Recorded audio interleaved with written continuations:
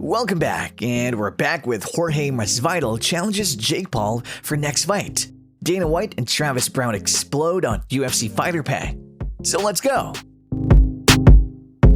First and foremost, Jorge Masvidal of the UFC wants to be a championship challenger once more, as well as beat up Jake Paul and Logan Paul, and we're here to support him. As states of Hoffman, Illinois, Jorge Masvidal's immediate objective is straightforward. He's looking for a bout that'll put him in a position to contend for the UFC welterweight belt once more. The future intentions of the UFC superstar are a little more complicated. Jake Paul and Logan Paul are both in his sights. In the weeks leading up to Jake Paul's boxing bout with Tyron Woodley last month, Masvidal and Paul had a back-and-forth discussion in interviews and on social media. In an interview with ESPN on Sunday night, Masvidal stated that he would be interested in facing Jake Paul and his elder brother Logan in the boxing ring.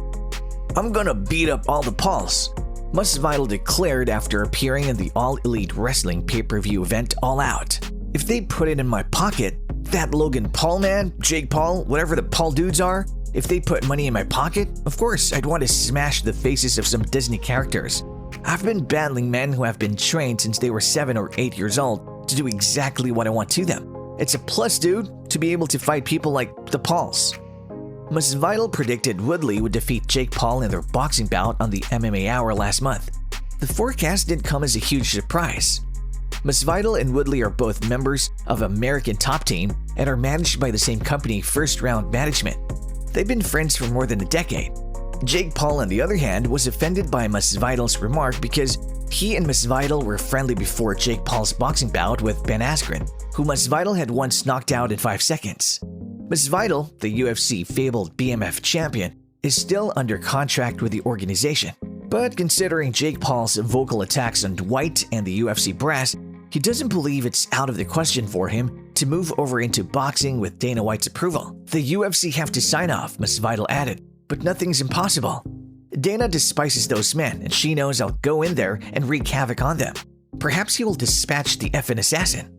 Masvidal, 36, is coming off back-to-back losses in UFC welterweight title bouts against Kamaru Usman 2 weeks ago. The Miami native will meet with UFC executives in Las Vegas to figure out what's next for him in the octagon. Masvidal, with 35-15 record, stated that he doesn't care who he fights next, whether it's Leon Edwards or Gilbert Burns, as long as the matchup favors him in the championship race. "Ideal situation," Masvidal explained, "is that I go into the office and they say, 'This individual can get you closer to the title than any other individual,' and I say, 'Give me that person.' And they offer it to me for a large sum of money. I don't give an F about them. I'd like to reclaim the title, whatever it takes to win that championship, whatever the opponent, threat, or obstacle. Whatever they want me to deal with, I'll be there to do it."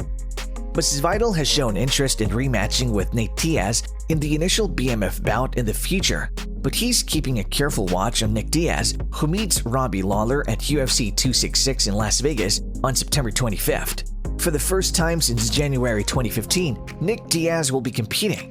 However, the oldest Diaz brother, a former Strikeforce welterweight champion and previous UFC title challenger, is a true superstar. "Why not me and Nick, if Nick looks nice and does his job?" Masvidal explained. "Nick is someone I'd like to fight. This is a famous battle. Since I was at Strikeforce at 155 pounds and he was at 170, it's a fight I've always wanted to do." "Man, that's a man I'd like to fight," I thought. Nothing personal, just a dislike for his mannerisms, the way he throws everything out there. It'll be a gift if I get into a fight with Nick. But it isn't the Pauls or the Diaz brothers that are the primary focus right now. Masvidal is on the lookout for an opponent who can help him reclaim his title challenger position. And if Usman is able to climb that ladder again, he wants him to be the champion, setting up a third bout, he added. "Everything that's on my mind is the title," Masvidal remarked.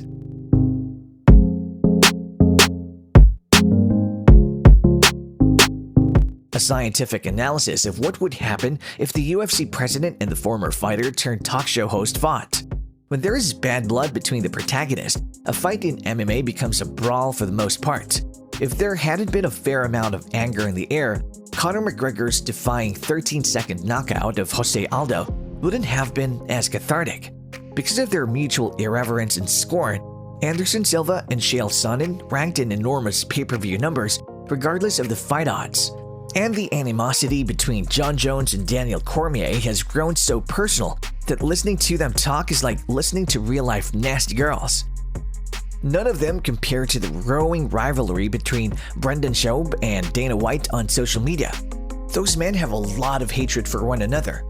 After White dismissed Schaub as an insignificant coattail rider, the former heavyweight UFC fighter turned podcaster cum comedian blasted White in an Instagram post on Wednesday that brought new meaning to the phrase "below the belt," not surprisingly the name of his newest Showtime program. Let's go back in time since every good fight requires a history, so let's get started. After seeing Gokhan Saki be knocked out by Khalil Rountree at UFC 226, Schaub stated on his Showtime show why kickboxing doesn't always convert to mixed martial arts success. For what it's worth, this is a rather uncontroversial viewpoint. That inspired Israel Adesanya, a rising star who headlined an Ultimate Fighter event only a day before UFC 226, to create an Instagram picture of people yawning and rolling their eyes at that specific cold take. Dana White, who likes himself a lot, was one of the numerous commentators in that post. Israel Adesanya, part of the transitory new generation of UFC superstars who's always attempting to make it big. White advised Adesanya to disregard the troll Schaub, claiming that on his best days, Schaub was a poor boxer. He wrote, quote-unquote, "Such an effing tool. What the F does this jerk know about sports or business? It's a waste of time for you to listen to one word from this moron at Style Bender. In the UFC, he went 6'5". He can only teach you how to get knocked out. Turn off fools like this." As a result, the idiot Schaub responded, leaving Adesanya in the middle. At Dana White, "Look who took a break from folding Ronda's laundry to check her Instagram account. Sir, bravo. At Stylebender is correct. What do I know? I listen to the bald obese guy who has never fought before. Go ahead and do it." That's Ronda Rousey, the transcendent former UFC star whom Dana has long admired and who Schaub once dated. Rousey was just inducted into the UFC Hall of Fame. There are many lighted corners in this conflict. It didn't end there though. "You're a monster," Schaub said after pausing to clear the air with Adesanya. "I was referring to a person with little MMA experience. Saki was my primary point heading directly to UFC or big MMA leagues," he wrote. White went back in on Schaub saying, "You have a lot of MMA experience before going to the UFC. He's successful?" He answered a Schaub defender on Instagram. "As soon as Rogan stopped carrying him, he will disappear," says Schaub, referring to Joe Rogan, a UFC analyst and prolific podcaster who has featured him on his show several times. This let Schaub know that the gloves were off. He responded, "This is hilarious," spreading the battleground to Twitter. "Yes, one of my best friends, Joe Rogan, has played a big role in my post-fight career, and you're absolutely correct, DW.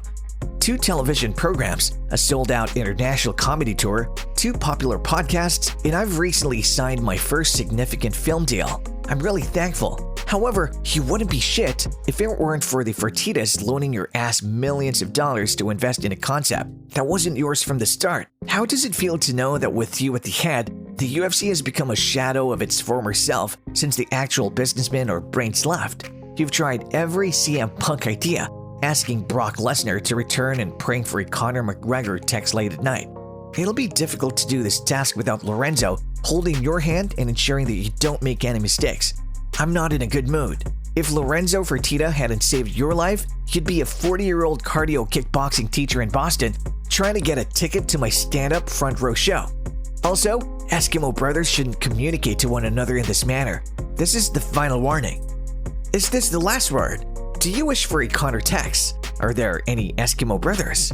With Adesanya, Lorenzo Fertitta, Ronda Rousey, and Joe Rogan caught in the middle like children in a custody battle, forget about the argument on social media.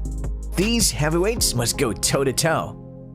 Whatever follows will surely come to you as a surprise, but we'll make sure to be the first ones to deliver it to you. Stay tuned to know more. Until then, stay safe.